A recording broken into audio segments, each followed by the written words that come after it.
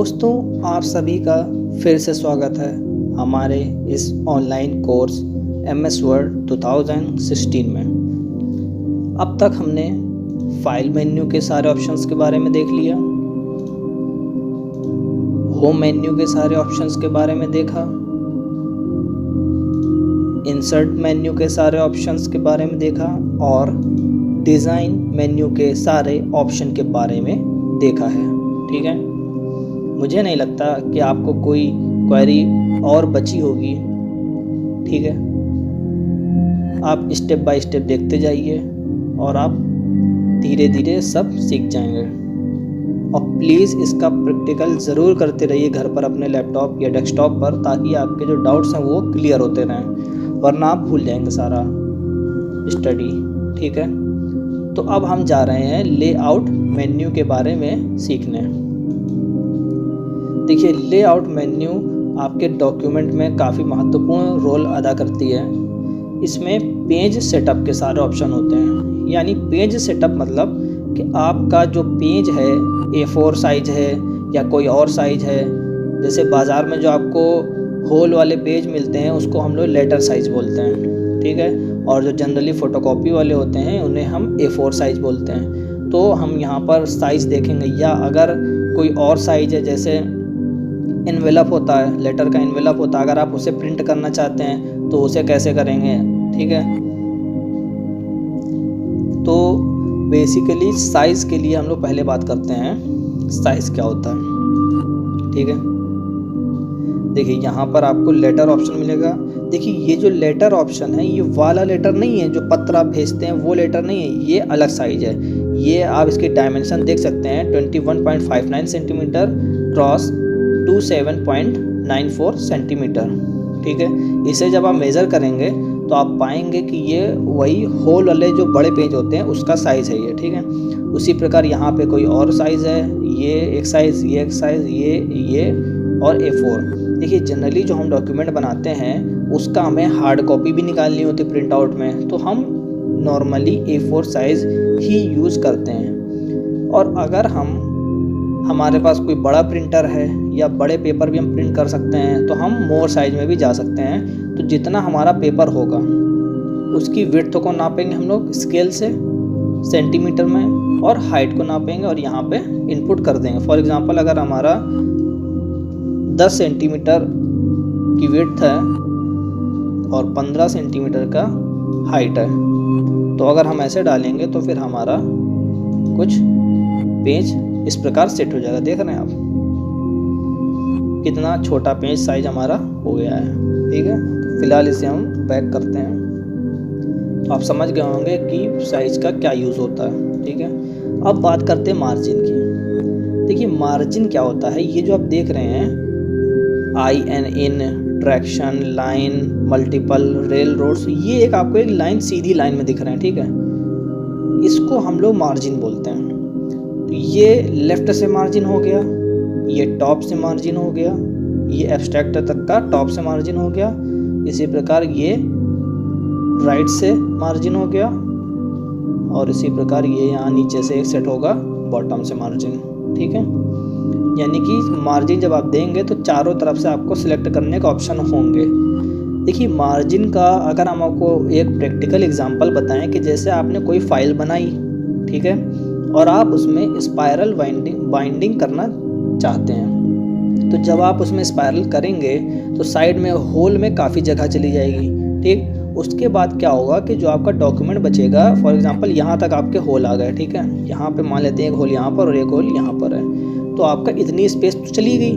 उसके बाद क्या होगा कि जब आप पेज खोलेंगे तो आपको यहाँ पर इतना सिर्फ गैप दिखेगा और राइट में आपको इतना गैप दिखेगा, तो बहुत ही ज़्यादा ऑड लगेगा। इसलिए हम लोग मार्जिन का काफ़ी यूज़ करते हैं, और जितना स्पाइरल के होल में गैप जाता है उतना हम लोग नाप के पहले ही यहाँ से अलग कर लेते हैं, और उसके बाद फिर हम लोग यहाँ पे मार्जिन देते हैं, ताकि लेफ़्ट और राइट में जो मार्जिन हो बिल्कुल बराबर दिखे और डॉक्यूमेंट हमारा अट्रैक्टिव लगे। ठीक है, तो ये होता है बेसिकली आपका मार्जिन। देख सकते हैं आप कि यहाँ जो इन्होंने सिंबल ले रखा है, या आप फोटो देख रहे हैं कि इन्होंने एक लाइन टाइप की ले रखी है। बेसिकली ये लाइन नहीं होती है, ये सिर्फ ये शो करते हैं कि आपका मार्जिन कितना कितना है। देखिए जैसे आपको बताया था कि टॉप बॉटम राइट लेफ़्ट, वैसे ही यहाँ देखिए कि नॉर्मल में सेट है हमारा, जिसमें 2.54 का टॉप बॉटम लेफ़्ट और राइट चारों तरफ मार्जिन दे रखा है। ठीक है, इसी प्रकार ये नैरो ऑप्शन है। देखिए नैरो में आपका मार्जिन कम हो गया है। देखिए ये एक ऑटोमेटिक है, अगर हम स्पायरल करेंगे तो अप्रॉक्स 1 सेंटीमीटर उसमें चला जाएगा। ठीक है, तो उसके लिए हम लोग क्या करेंगे कि यहाँ से 1 सेंटीमीटर चला जाएगा, तो हम लोग लेफ़्ट से और हाँ सिर्फ लेफ़्ट से हम लोग इसको 1 ऐड कर देंगे, यानी 1.27 था तो अब हमारा 2.27 पर अगर रखेंगे तो हमारा ये कुछ इस तरह से दिखेगा। अभी ये आपको देखने में ऑड लग रहा है। ठीक है, अभी ये आपको देखने में ऑड लग रहा है, लेकिन जब आप स्पायरल करेंगे तो यहाँ तक तो आपका स्पायरल हो जाएगा, उसके बाद इतना गैप आपको बचेगा। समझ रहे हैं बात को, इतना गैप इधर बचेगा और इतना ही गैप इधर है। तो जब आप स्पायरल करेंगे तो आपको डॉक्यूमेंट दोनों तरफ बराबर स्पेसिंग के द्वारा दिखेगा। ठीक है, तो ये होता है आपका मार्जिन। कस्टम मार्जिन का आपने यूज़ देख लिया।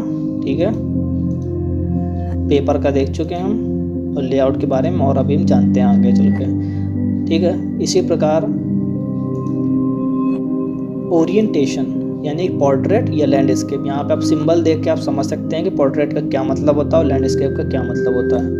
हम थोड़ा सा जूम आउट करके दिखाएंगे कि जैसे आपको ये पेज दिख रहा है, इसको हम लोग पोर्ट्रेट बोलते हैं और इसको हम लोग लैंडस्केप बोलते हैं। देख सकते हैं आप, ये देखिए, आप समझ गए ना। ठीक है, ये होता है आपका ओरिएंटेशन। साइज हम पढ़ चुके हैं। कॉलम, हाँ कॉलम के बारे में हम काफ़ी अच्छे से समझने वाले हैं। क्या है कॉलम? आप अभी 2 मिनट के लिए अपना वीडियो पॉज करिए और कोई न्यूज़पेपर उठाइए। ठीक है, उसमें आप पाएंगे कि सब जगह अलग अलग साइज के पैराग्राफ दे रखे हैं। अगर इसे हम अपने डॉक्यूमेंट में डालना चाहते हैं तो इसका हम कॉलम का उपयोग करते हैं। ठीक है, जैसे हमने मान लीजिए कि 2 कॉलम बना रखे हैं, देखिए। ठीक है, इसी को हम फिर से एक बार कॉपी करते हैं ताकि हम आपको अच्छे से समझा सकें। ठीक है, ये देखिए, आप देख सकते हैं कि यहाँ पर हमारा जो डॉक्यूमेंट था वो 2 कॉलम में बिल्कुल न्यूज़पेपर की तरह बढ़ चुका है। अगर हम यहाँ पे आई को काफ़ी बड़ा कर दें तो आप देख सकते हैं कि बिल्कुल न्यूज़पेपर की तरह फॉर्मेट यहाँ पे लग रहा है। ठीक है, तो इसका उपयोग मुझे लगता है कि आप अच्छे से समझ गए होंगे। 3 कॉलम अगर हम चाहें 3 कॉलम में सेट कर सकते हैं। ठीक है, लेफ्ट में सिर्फ कुछ देना चाहें, ठीक है, तो आप इस प्रकार यूज़ कर सकते हैं। बिल्कुल आपको ये न्यूज़पेपर की तरह लगेगा। मैं न्यूज़पेपर का एग्जांपल बार बार इसलिए ले रहा हूँ क्योंकि वो आप जनरली रोज़ देखते हैं और उसे समझते हैं, तो इसलिए मैंने यहाँ पर आपको इस प्रकार का एग्जांपल दे रखा है। देखिए ब्रेक पेज क्या होता है कि जब आप ब्रेक पेज लगाते हैं तो वहाँ तक आपका डॉक्यूमेंट सेव हो जाता है। उसके बाद आप जो डॉक्यूमेंट बनाएंगे वो आपका अलग पेज नंबर से सेट होगा, यानी कि अगर आप पेज नंबर डालेंगे तो पहले डॉक्यूमेंट में अलग पेज आएगा और जहाँ से आप ब्रेक कर देंगे उसके बाद फिर से 1 से चालू हो जाएगा वो। ठीक है, तो ये यूज़ होता है और इसका कोई बहुत ख़ास यूज़ नहीं करते हम। लाइन नंबर क्या है कि कंटिन्यूस आप देख सकते हैं कि यहाँ पे हर लाइन में जितनी भी लाइन पे आपने टाइपिंग कर रखी है उतनी लाइन पे ही आपको नंबर देगा। अब आप पूछेंगे इसका उपयोग क्या होता है सर जी? तो इसका उपयोग सिर्फ इतना होता है कि आपने कितनी लाइनें टाइप कर रखी हैं उसके लिए यूज़ होता है। ठीक है, इसका भी बहुत हम लोग कम यूज़ करते हैं।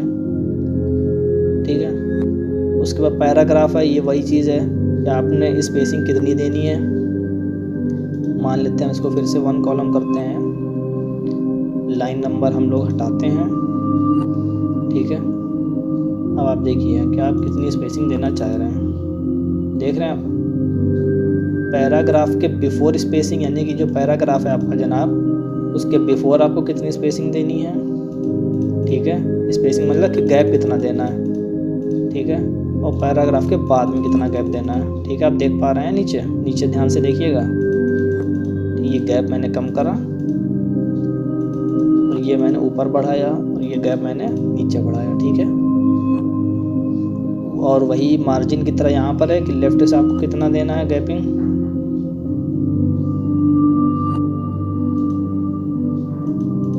ठीक है, और राइट से कितना गैपिंग देना है। ठीक है, आप देख सकते हैं कि कहाँ तक हमारा डॉक्यूमेंट चला गया है। ठीक है, ये आपकी ज़रूरत के हिसाब से इसको हम लोग यूज़ करते हैं। ठीक है, रैप टेक्स्ट में उपयोग जब होता है, जैसे हम एग्जांपल कोई एक पिक्चर इंसर्ट करते हैं।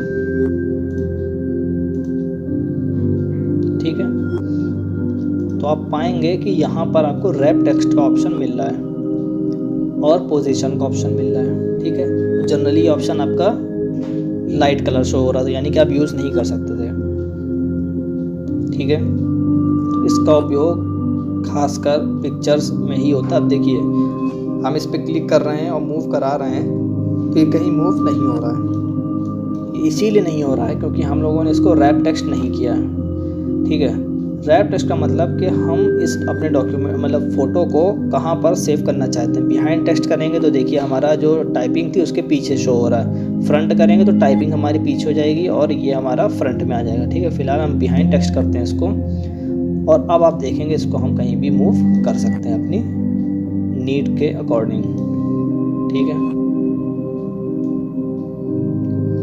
ठीक है, अब जब आप सेंटर में अगर इसको लाना चाहते हैं तो आप देखिए कि बीच में हमें ग्रीन लाइन भी दिख रही है, ये शो करती है कि सेंटर है। इसी प्रकार जब आप डॉक्यूमेंट के बीच में होंगे तो यहाँ पर भी आपको मिलने वाला है, यहाँ पर भी आपको एक ग्रीन लाइन शो होगी अगर ये बीच में होगा बिल्कुल। ठीक है, तो मानिए कि हमने इसको और छोटा करते हैंगे।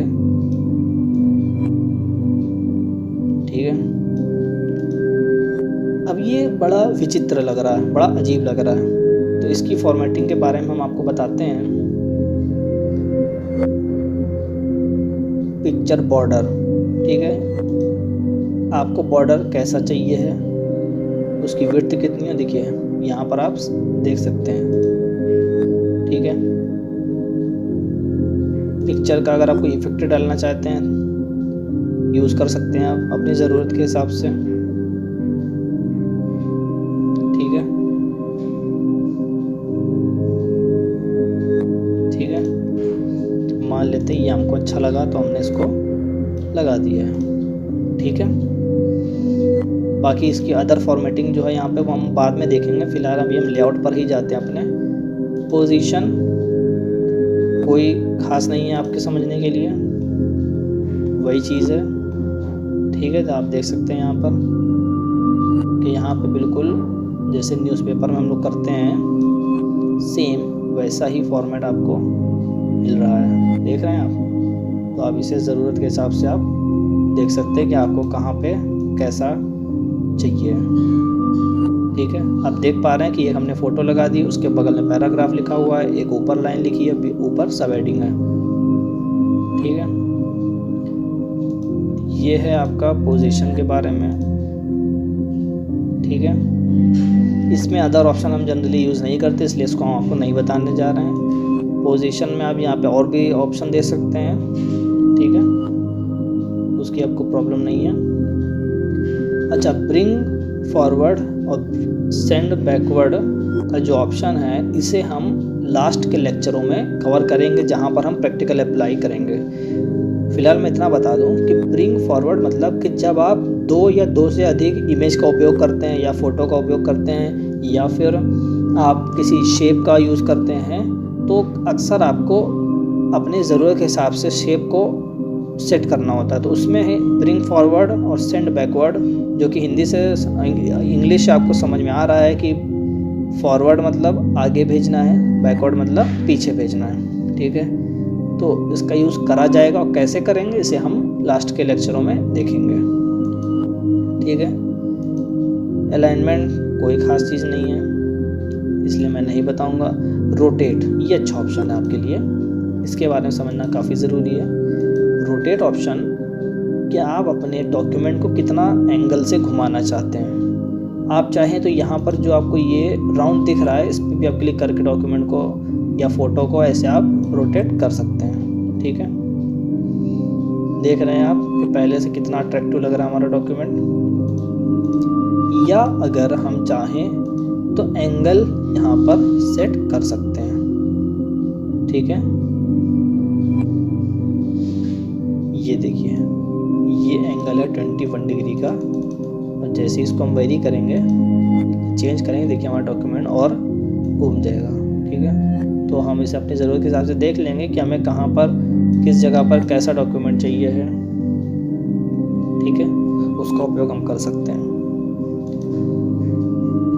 ठीक है, तो हमारे लेआउट मेन्यू के सारे ऑप्शन कवर हो चुके हैं। मार्जिन यानी कि चारों तरफ से आपको कितना गैपिंग देना है पेज में, ओरिएंटेशन, पेज को आपको कैसे रखना है, पोर्ट्रेट या लैंडस्केप, साइज, जो आपके पेज का साइज है वो आप यहाँ पे टाइप करेंगे, कॉलम, जितने भी आपको कॉलम चाहिए हैं, जनरली वन हम लोग यूज़ करते हैं, लेकिन अगर न्यूज़पेपर हम लोग टाइपिंग कर रहे हैं तो वहाँ पे हम लोग 2, 3 भी यूज़ कर सकते हैं।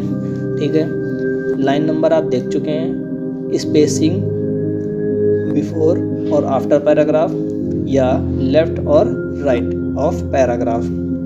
ठीक है, यानी बाएं से कितनी हमें जगह छोड़नी है, दाएं से कितनी जगह छोड़नी है, ऊपर से कितनी जगह छोड़नी है और नीचे से कितनी जगह छोड़नी है। उसके बाद जब आप कोई फ़ोटो वगैरह इंसर्ट करेंगे तो आपको पोजीशन, रैप टेक्स्ट आपको मिल जाएगा। ठीक है, रोटेट का ऑप्शन भी आपको मिल जाएगा। ठीक है, तो थैंक यू फॉर लिसनिंग, और कोई भी क्वायरीज़ हो तो आप प्लीज़ उसे कमेंट करिए और अपनी क्वायरीज़ को दूर करते रहिए। मिलते हैं अगले लेक्चर में।